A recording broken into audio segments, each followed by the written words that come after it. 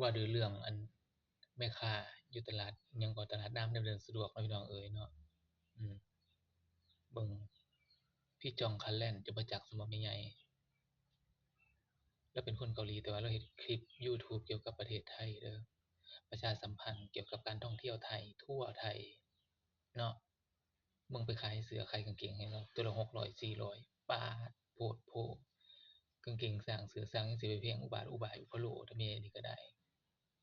เป็นแม่ค้าภาษาอะไรไม่ดูหน้าดูหลัง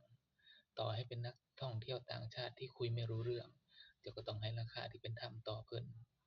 เนาะพี่น้องอีหลีเดะการท่องเที่ยวไทยอืมเป็นหน้าเป็นตาให้กับประเทศไทยเดะพวกแม่ค้าแม่ขายโอ้อันนี้ไปฝันเห็นว่าเพิ่นเป็นคนต่างชาติแต่เพิ่นฟังไทยคุยไทยรู้เรื่องเข้าใจอยู่บ่ถึงเพิ่นสิเว้าบ่ชัดก็สร้างพี่จ้องคะแล่นเนาะข้อยก็ติดตามเพิ่นตลอดอืมคลิปก็อันนั้นนั่นน่ะฟังก็เบิ่งเรียบร้อยแล้วคลิปเพิ่นไปเที่ยวนั่น โพดโพไปเกี่ยวเรือเขามาโอ้เป็นแม่ค้าเห็นแก่ได้เนาะพังเลยภาพลักษณ์หน้าตาของเจ้าพังไปเลยอยากได้หลายฟันกำไรน่อนเนาะค่าเช่าพื้นที่หยังก็อาจสิแพงก็จริงหรือว่าหยังก็บ่ฮู้แต่ว่ามันแพงโพดราคาเสื้อกับกางเกงเนาะราคาสินค้าที่เจ้าขายนั่นมันแพงเกินอีหลีอือข้อยก็บ่เคยไปเที่ยวหลายเทื่ออยู่ดอกดำเนินสะดวกนั่น คันคนไทยปกติมันก็บ่มันก็อันนั้นอยู่ดอกพี่น้องราคามันก็ลดหลั่นกันอยู่ดอกอันนี้เพิ่นเน้นสงสัยเป็นต่างชาติแล้วก็เลยฟันราคาซะโอ้โฮเนาะโพดโพเจ้าก็ได้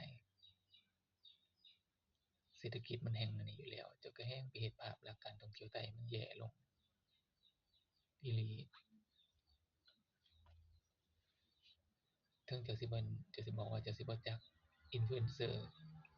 หรือบ่จักชื่อเสียงของเรามันก็บ่น่าสิเฮ็ดจั่งซี้เนาะพี่น้องเนาะอีหลีเดะ